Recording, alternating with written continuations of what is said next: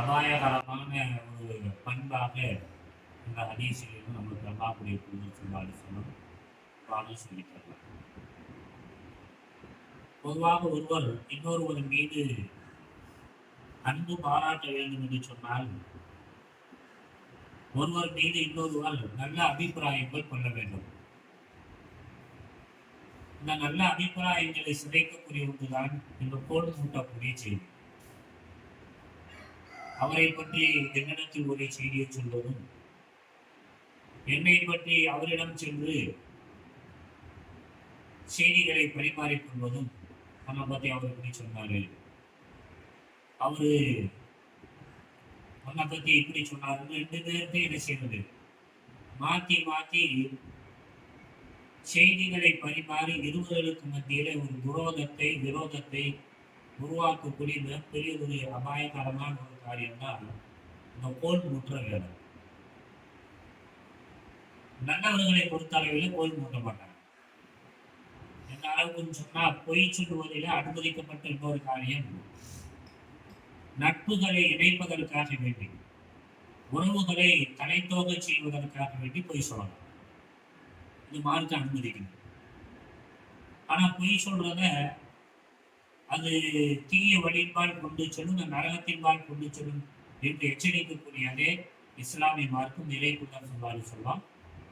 2 பேருக்கு மத்தியில இணக்கத்தை ஏற்படுத்தும் சொன்னா, 2 சமூகத்துக்கு மத்தியில இணக்கத்தை ஏற்படுத்தும் சொன்னா, அதுக்கு என்ன செய்யலாம்?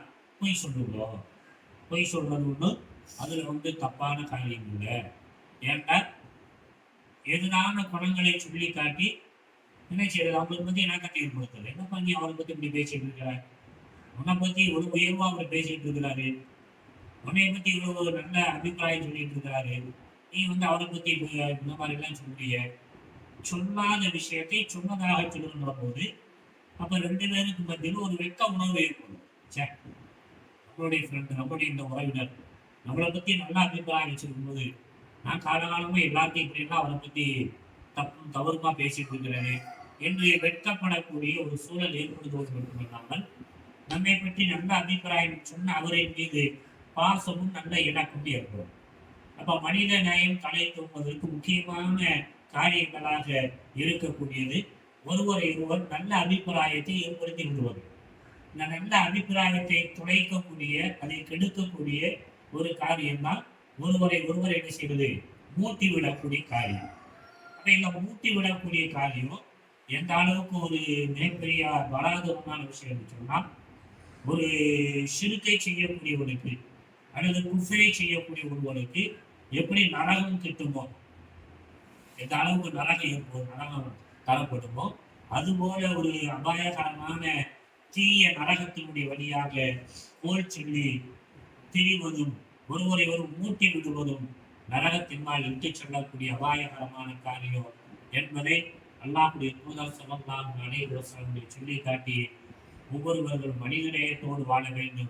அந்த மனித நேயத்தை கொன்றொழிக்கக்கூடிய இந்த கோல் சொல்லக்கூடிய காரியத்தை செய்பவர்கள் நாளை மறுமை நாளில் இன்பத்தை துளைத்து விடக்கூடிய அந்த நரகத்திலே தள்ளப்படுவார்கள் என்பதை எச்சரிக்கப்படுகிறது. இந்த எச்சரிக்கையை மேலாக ஏற்று அதன் அடிப்படையில எவரையும் கோல் சொல்லி தெரியாமல் நல்ல அபிப்பிராயங்களை பரப்பி நன்மக்களாக நல்ல பூமிகளாக எல்லாம் இறக்கி வருவானாக நாம் முயற்சி மேற்கொள்வோம்.